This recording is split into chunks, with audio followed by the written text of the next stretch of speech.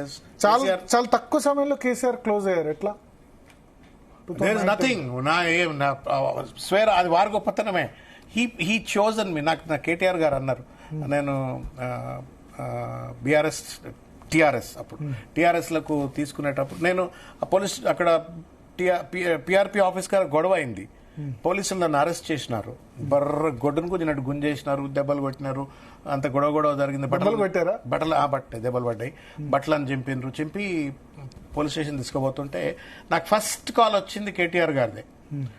అప్పటికే వారి నెంబర్ నా దగ్గర ఉంది, నా నెంబర్ వారి దగ్గర ఉంది. ఎందుకంటే కేసీఆర్ గారు నిమ్స్ హాస్పిటల్లో దీక్ష చేస్తున్నప్పుడు 2 సందర్భాలు చిరంజీవి గారు పోతే చిరంజీవి గారు ఏమంటే నేను కూడా పోయి ఆ కోఆర్డినేషన్ లో అంతా నేను ఉన్నా. కాబట్టి అట్లా వీ హ్యావ్ ఎక్స్చేంజ్ నెంబర్స్. ఈ కాల్డ్ అప్, అన్న నువ్వు don't worry, we are all with you. నేను కొంచెం ఎమోషనల్ అయినా, ఏడ్చినా, బాధపడ్డా, అవన్నీ ఉండే, అవన్నీ విజువల్స్ వచ్చినాయి. చూసి ఏం బాధపడకు, వీఆర్ ఆల్ విత్ యూ అని ఫస్ట్ కాల్. తర్వాత ఆయన అన్నారు నన్ను, ఏమన్నా నువ్వు పార్టీ జాయిన్ కమ్మంటే ఇంకా లేట్ చేస్తున్నావు, పిఆర్ పోల్ ఎవరు వచ్చినా ఫస్ట్ శ్రవణ్ ఉన్నాడు కదా వాడిని పట్టుకరని అంటున్నాడు సార్, నువ్వు యూఆర్ నాట్ టేకింగ్ డెసిషన్ అని చెప్పానని. అట్లా ఆయన వారు ఆపర్చునిటీ ఇచ్చినారు. నన్ను జేఏసీలో స్టీరింగ్ కమిటీలో మెంబర్గా పెట్టినారు. గమ్మత్ నాయన నరసింహారెడ్డి గారు అంటే టవర్ పెద్ద స్టాల్వర్ట్, ఆయన శ్రవణ్ ఇద్దరము జేఏసీలో స్టీరింగ్ జేఏసీ మీటింగ్ లో రిప్రజెంట్ చేసేవాళ్ళము, మాట్లాడేవాళ్ళము. సో అట్లా మూమెంట్ లో ఇంటెన్స్ గా పనిచేసే ఆపర్చునిటీ ఇచ్చినారు.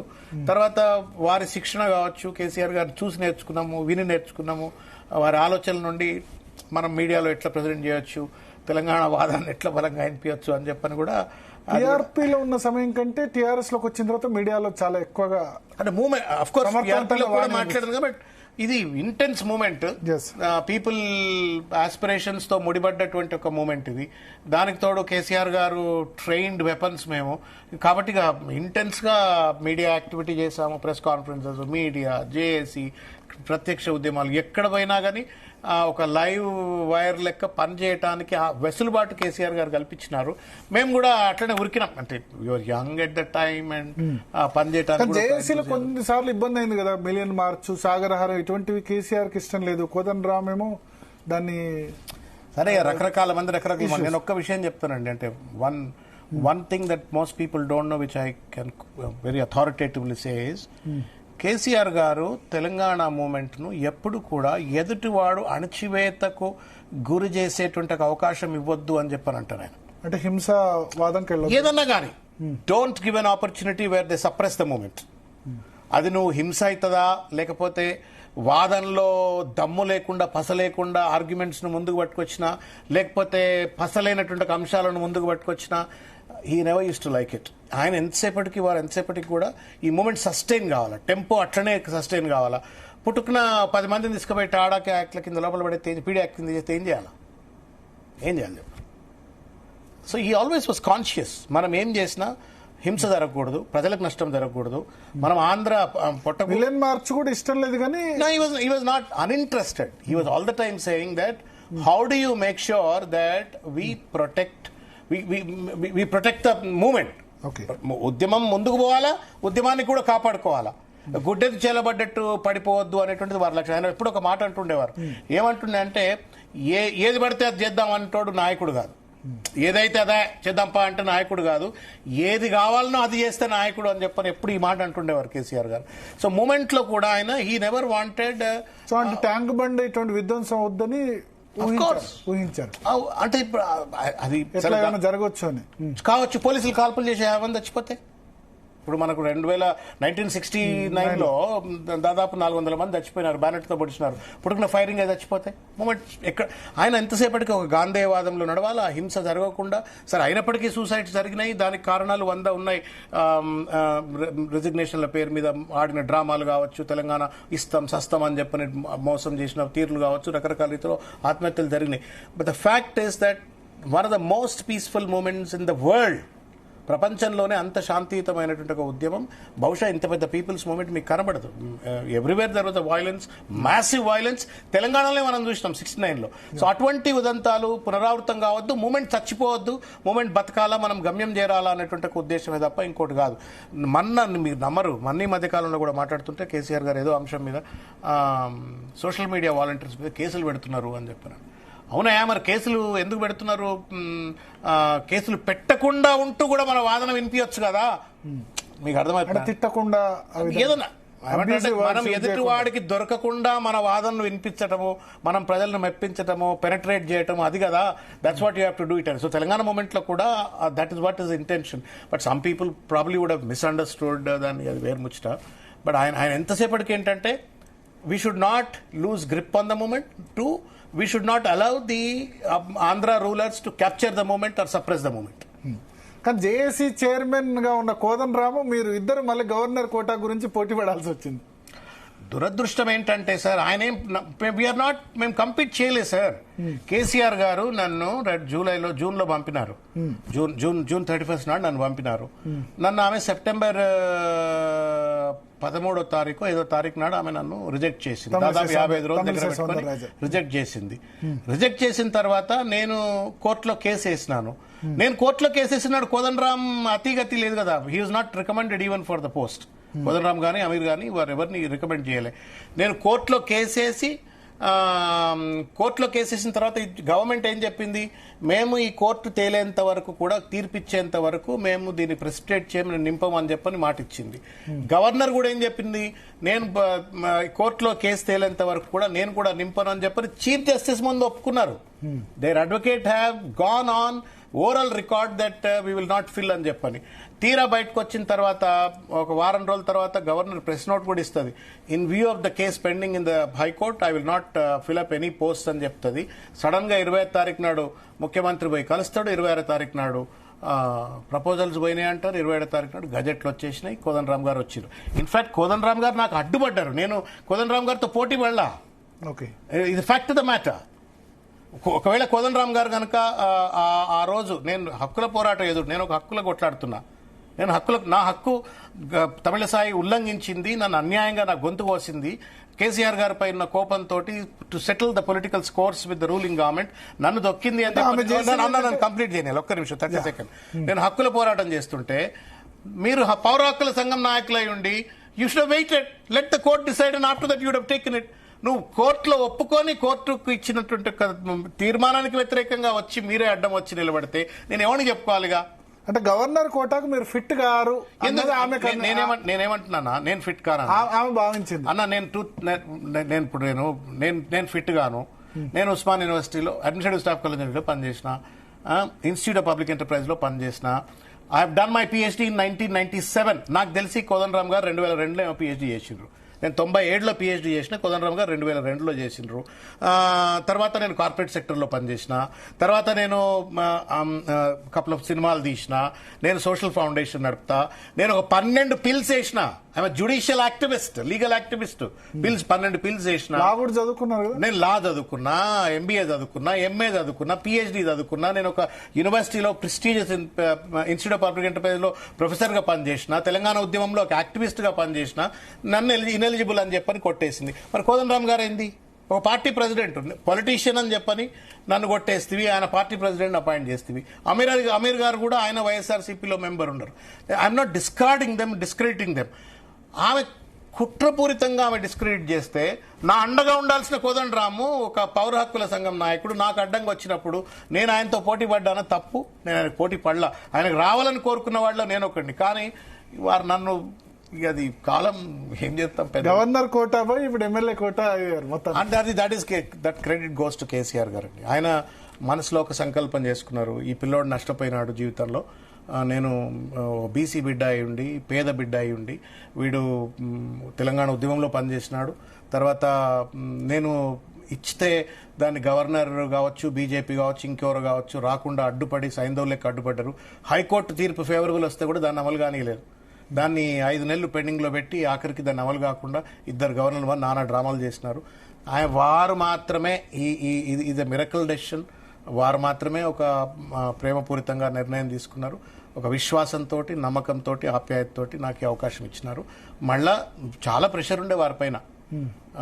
10-15 మంది నాకంటే ఎలిజిబుల్ ఉన్న వాళ్ళు ఉండొచ్చు కదా పార్టీలో. They would have been many people are eligible than me. But then somewhere he had that affection for me అని నేను అనుకుంటా. ఎక్కడో మూలలో దాగి ఉన్నటువంటి ఒక ఎఫెక్షన్. వీడు తెలంగాణ ఉద్యమంలో నాతో పనిచేసిన. నార్మల్ గా కేసీఆర్ పార్టీలోకి పోయి వచ్చిన వాళ్ళు అంత పట్టించుకొని అంటారు. మీ విషయంలో అది ఎందుకు జరగలేదు? పార్టీలో ఒకసారి వెళ్ళిపోయి వచ్చిన వాళ్ళకి పెద్దగా ఇంపార్టెన్స్ ఇవ్వరు. నేను అందుకే నిన్న అలా ఇది వచ్చిన తర్వాత అరే యు మేడ్ ఇట్, నువ్వు సాధించినావు అని చెప్పానంటే నేను సాధించలేదురా బాబు, కేసీఆర్ గారు నాకు ఈ అవకాశం ఇచ్చిండ్రు. అగైన్స్ట్ ఆల్ ఆర్డ్స్ నాకు ఈ అవకాశం ఇచ్చిండ్రు. బీజేపీ నన్ను, అంటే గవర్నర్ రూపంలో బీజేపీ నన్ను అడ్డుకునే ప్రయత్నం చేసిన, హైకోర్టు ఇచ్చిన తీర్పును అమలు చేయకుండా అనేక శక్తులు కుట్రలు వనిన, రేవంత్ రెడ్డి సైందౌడు లెక్క హైకోర్టులో కోదండరామ్ గారిని ఇటువంటి వాళ్ళని అడ్డుపెట్టి నాకు చట్టసభకు ఎంటర్ కాకుండా ప్రయత్నం చేస్తే కూడా కేసీఆర్ గారు ఒక జిద్దు తోటి నన్ను మళ్ళా నాకు ఈ ఆపర్చునిటీ ఇచ్చిండ్రు. అంటే ఆయన మనస్తత్వం ఇందులో రిఫ్లెక్ట్ అవుతుంది. పాడి కౌశిక్ రెడ్డికి ఎమ్మెల్సీ ఇస్తే ఆమె రిజెక్ట్ చేసింది. జిద్దు బట్టి మళ్ళా దాంట్లో తీసుకొచ్చి పెట్టినాడు ఎమ్మెల్యే కోటగా. నన్ను అట్లాగే. సో అంటే వారు మనసులో ఫిక్స్ అయిన న్యాయం చేయాలంటే చేసినారు. నేను ఒక బీసీ బిడ్డగా, తర్వాత తెలంగాణ ఉద్యమంలో పాల్గొన్నవాడిగా సర్వస్వం నేను కోల్పోయినాను. వాస్తవంగా చెప్పాలంటే నా జీవితంలో నేను చాలాసార్లు అనుకునేవాడిని, I think I have come to the last lap of my life. Of course, 58 years is the last lap. So what else can you do beyond this? ప్రజాప్రతినిధి కాకుండానే అంటే సరే డెస్టినీ ఏది రాసి ఉంటుంది, అయితే లలాట లిఖితం ఎవడు తప్పియలేడు. సరే అయితే కాకుండా కాకపోము, కానీ అరే ఎక్కడో ఒక పించ్ ఉంటుండే. What did I do with my life? Failure politician గా not failure, but what did I do with my life? Why did I choose this? I chose this that I want to do something good to the society and good to in politics. ఇప్పుడు మాతృత్వంలోనే ఉంది ఆడజన్మ సార్థకం అని politician కు చట్టసభ పోవటమే పెద్ద achievement. అట్లా కాకుండా ఉన్న వాళ్ళు కూడా ఉన్నారు. ఇప్పుడు ఆంధ్రాలో నారాయణ గారు, రామకృష్ణ గారు, ఇంకా చాలా మంది పెద్దలు కమ్యూనిస్ట్ లో ఉన్న వాళ్ళు చట్టసభ రారు. బట్ దెన్ ఇవి కన్వెన్షనల్ పాలిటిక్స్ లో ఉండి చట్టసభకి ఎందుకు పోకూడదు, మనం ఎందుకు చట్టసభలో ఉండి పాలసీలు తయారు చేయకూడదు, మనం ఎందుకు అధ్యక్ష అని చెప్పి వాళ్ళు చేస్తున్న తప్పులను ఎత్తి చూపొద్దు అనేటువంటిది ఒక desire. So but for that desire, but I think my journey has been very festive. కష్టపడి పని చేసినట్టుగా పార్టీలు ఆదరించినాయి, పార్టీ నాయకత్వాలు ఆదరించినాయి, తర్వాత ప్రజలు ఆదరించినారు. ఇవాళ నా గమ్మత్ ఏంటంటే, నేను మీరు నమ్ముతారో, నా ఇంట్లో ఇప్పుడు మీలాంటి ఆత్మీయ మిత్రులతో ఎంతైతే నాకు రావాలని కోరుకున్నారో, వచ్చితే సంతోషపడ్డారో, నా కుటుంబ సభ్యులు ఎంతైతే రావాలని కోరుకున్నారో, వచ్చిన తర్వాత సంతోషపడ్డారో, లక్షల మంది, మీరు ఇన్యూమరబుల్, నాకు తెలిసిన వాళ్ళు కావచ్చు, నాతో చదువుకున్న వాళ్ళు, నాతో పనిచేసిన వాళ్ళు, నాకు సమాజంలో రకరకాల క్షేత్రాల్లో పరిచయమైన వాళ్ళు, పరిచయం కాని వాళ్ళు, లక్షల మంది శ్రవణ్కి అవకాశం రావాలరా అని చెప్పని కోరుకున్నారు. వాళ్ళందరికీ చేతులెత్తి నమస్కారాలు. ఆ ఆప్యాయత కూడా నాకు పనిచేసిందేమో అని చెప్పి నేను అనుకుంటున్నా. ఒక పక్కన కేసీఆర్ గారు నాకు ఈ ఆపర్చునిటీ ఇచ్చినారు, ప్రేమతోటి, ఆప్యాయత, నమ్మకం. మధ్యలో ఇప్పుడు జేఏసీ పెట్టిన తర్వాత జైబోలో తెలంగాణ సినిమా ఆపర్చునిటీ ఎట్లా వచ్చింది? దాంతో ఇంకా చాలా ఫెమిలియర్ అయిపోయారు. కుబుసం సినిమా తీసామండి 2000. Srinath was our junior in the university, same hostel, అత్యంత దగ్గర, సొంత తమ్ముళ్ళు అంటువాడు. శ్రీహరిని మేము ఒప్పించి ఆ సినిమాలోకి పట్టుకొచ్చి, ప్రదీప్ రెడ్డి గారని స్టాన్లీ ఇంజనీరింగ్ కాలేజ్ ఉంటుంది, ఆ chairman, producer, one of the producers. మేము 60 లక్షల సినిమా అంటే ఎంటర్ అయినాం. తర్వాత దురదృష్టం, 1,40,40,000 అయింది. సినిమా రిలీజ్ చేసిన నాడు మాకు 40 లక్షల రూపాయలు లాస్. చచ్చిపోతాం నాయన, మా పని అయిపోయింది అని చెప్పారు అనుకున్నాం. ఆ టైంలో జమినీ కిరణ్ పాపం మమ్మల్ని 20 లక్షల రూపాయలకు సెటిలైట్ రైట్స్ కొంటే మేము బతికి బయటపడి ఆ సినిమా రిలీజ్ చేసినాం. So that's how you know cinema బాగానే హిట్ అయింది. అంటే it was a very social oriented movie. మాకు డబ్బులు రాలే. పల్లె కన్నీరు పెడుతుందో, దోస్తరది నందమా, దోస్తి కట్టుకుందమా అని అద్భుతమైన పాట అది. ఇదే సినిమా. తర్వాత పల్లె కన్నీరు పెడుతుందో, నింగి కిగసినారా, నేల తారలారా, అద్భుతమైన సాంగ్స్ అవి. Unfortunately this in 2000. తర్వాత కూడా సినిమాలు తీయాలని ఏదో ప్రయత్నం చేసినాం, వర్షం సినిమా డైరెక్టర్ తోటి, సముద్ర తోటి, but then somehow it did not work out. Then we got to corporate. Shankar, ఎవరైతే జైబోలో Telangana Shankar is my classmate. ఇద్దరం ఇంటర్మీడియట్ క్లాస్మేట్స్ మేము. Intermediate classmates. తర్వాత కొంత ఉద్యమ సావాసం, ఇవన్నీ కలిసి ఆ సినిమా తీసినప్పుడు నేను ఒక్కడే కాదు, వేద్ కుమార్ గారు, మల్లెపల్లి లక్ష్మయ్య గారు, అల్లం నారాయణ గారు, ఇంకా చాలా మంది అందులో పనిచేసినారు. కాకపోతే ఏంటంటే దుర్మార్గుడు శంకర్ ఏం చేసి నన్ను స్టీఫెన్ రవీంద్ర పాత్రకి ఇచ్చిండు. ఆ స్టీఫెన్ రవీంద్ర పాత్ర ఏమంటే ఉద్యమకారులను కొట్టే పాత్ర. సో బట్ దెన్ అదే ఒక పెద్ద ఘట్టం. గద్దర్ గారు, స్మృతి ఇరానీ గారు, ఇట్స్ వెరీ గ్రేట్. అప్పుడు టీవీ చర్చల్లో తెలంగాణ ఉద్యమంలో చాలా సమర్థవంతమైన పాత్ర. ముఖ్యంగా ఇప్పుడు దాసో శ్రవణ్ అంటే చాలా మంది, మీరు అన్నారు కదా, ఎమ్మెల్యేలు, ఎంపీలు చాలా మంది ఉన్నారు 2 రాష్ట్రాల్లో, తెలంగాణ, ఆంధ్రప్రదేశ్. బట్ 2 రాష్ట్రాల్లో గుర్తుపడతారు బికాస్ ఆఫ్ టీవీ చర్చలు. చాలా మంది ఎమ్మెల్యేలు, ఎంపీలు గుర్తుపట్టరు. ఎక్కడ పోయినా నాకు తెలిసి సెల్ఫీలు కూడా తీసుకుంటారు కదా.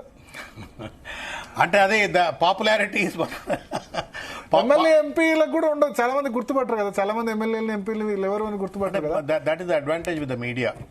ఇప్పుడు అది మీకు ఎలక్ట్రానిక్ మీడియాలో బాగా మీరు అంటే భావజాల వ్యాప్తి సార్, ఎలక్ట్రానిక్ మీడియా భావజాల వ్యాప్తిలో నేను ముందు వరుసలో ఉండడానికి నాకు టీవీ మాధ్యమం ఉపయోగపడ్డది. తర్వాత కేసీఆర్ గారి దగ్గర సన్నిహితంగా పనిచేయడంతో వారు చెప్తున్న అంశాలను పూసగుట్టినట్టు మళ్ళీ టీవీలో చెప్పడానికి ఒక అవకాశం దొరికింది. సో మేము ఎఫెక్టివ్గా మాట్లాడినామంటే దాని వెనుక వారి ఓరియంటేషన్ ఉండే, వారితో మాట్లాడినటువంటి ఒక సందర్భాలు అవన్నిటిని కూడా ట్యూన్ చేసి మాట్లాడగలిగాము.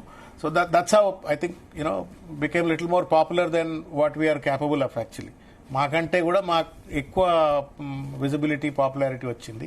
That itself actually has allowed us to sustain.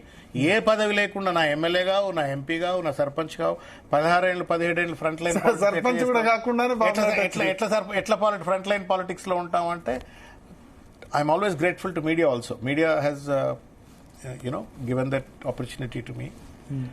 మీరు కూడా బాగా యూటిలైజ్ చేసుకున్నారు మీడియా ఇచ్చిన ఆపర్చునిటీ. అంటే నాకు కరెక్ట్ గా ప్రెజెంట్ అంటే నేను ఒక్కటి వాగ్దాటి ఎట్లా వచ్చింది? ఉపన్యాసాలు ఇచ్చేవాళ్ళ? మా అమ్మ కడుపులో పుట్టిన కాబట్టి, మా అమ్మ జోగమ్మ, ఆమె కడుపులో పుట్టినందుకు బహుశా మా నాన్న, మా అమ్మ అది అంటారు చిన్నప్పుడు వస ఎక్కువ పోస్తే ఎక్కువ మాట్లాడతారు, అట్లా వస పోసారు? అట్లేం లేదన్నా, కాకపోతే అంటే మై ఫాదర్ రాకపోతే వస పోస్తే ఎక్కువ మాట్లాడతారు. ఏమో మరి అమ్మ ఏమన్నా మాకు కళ్ళు పోసిండ్రు, వసపోయలే కానీ పుట్టంగానే 2 చుక్కలు కళ్ళు పోసిండ్రని చెప్తారు. మా ఎల్లారెడ్డిగూడెం కదా ఊరు, సో అట్లా అనమాట. కానీ వస నాకు తెలియదు కానీ, బట్ ఐ థింక్ ఇది మా అమ్మ దయ కావచ్చు, భగవంత్ సరస్వతి తల్లి దయ